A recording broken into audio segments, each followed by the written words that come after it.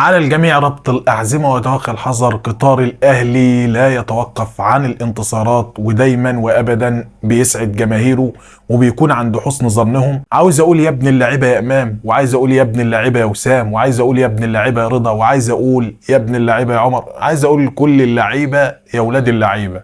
ما شاء الله النادي الأهلي النهاردة أثبت إنه أفضل فريق في إفريقيا.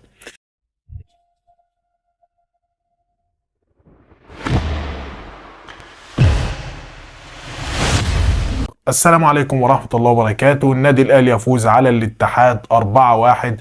عمر كمال مان اوف ذا ماتش، رجل المباراة. وانا اسف يا عمر انه كنت خايف من الجبهة الشمال في غياب علي معلول، ولكن كان غصب عني. انما انت عملت اللي عليك واكتر وبزيادة. سجل الاهلي وسام ابو علي في الدقيقة 28 من ركلة الجزاء. ركلة الجزاء دي اللي جابها عمر كمال. ورضا سليم في الدقيقة 32 هدف من الخيال، هدف جاي كده من كوكب تاني. وعمر كمال عبد الواحد نجم المباراة في الدقيقة 42. وكهربا في الدقيقة 65 من ركلة الجزاء. وهدف الاتحاد سجله بنجامين بواتينج في الدقيقة 58. فوز غالي جدا وثلاث نقاط غاليين جدا ومهمين جدا في مشوار النادي الأهلي في الدوري، وفوز مهم كمان وأكيد هيكون دافع لكل اللعيبة قبل النهائي مع الترجي ان شاء الله. بس بصراحة يا جماعة الاهلي غير. الاهلي فريق اوروبا على ارض افريقية بجد والله، مش عشان انا بشجع النادي ده، لكنه فريق عالمي، فريق عالمي بكل المقاييس.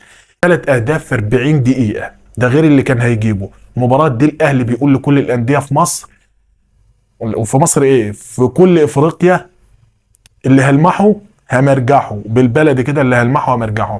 عمر كمال لسه بحذر منه من غلطاته لو هيلعب ظهير ايسر مكان علي معلول. رد عليا بهدف عالمي، ويعني مفيش اجمل من كده. وجاب لنا ركله جزاء. ده كده حلو قوي يا عمر، كده انت خليك على كده وانت برنس. وعروك يا عم رجل المباراه كمان. يعني ما شاء الله انت رديت عليا وكنت عند حسن ظن الجماهير كلها وكولر وكل الناس.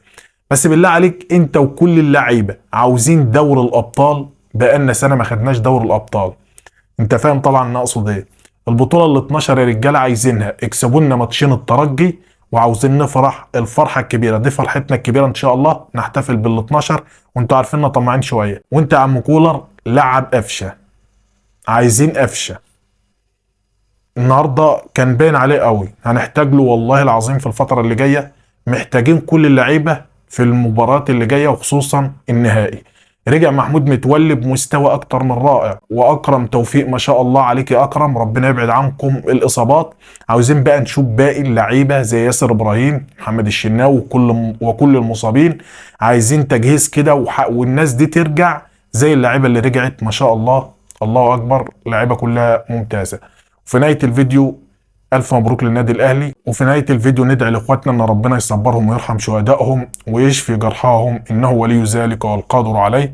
وما تنساش تدعمني باللايك المتين واشتراك في القناة علشان أقدر أستمر. والسلام عليكم ورحمة الله وبركاته.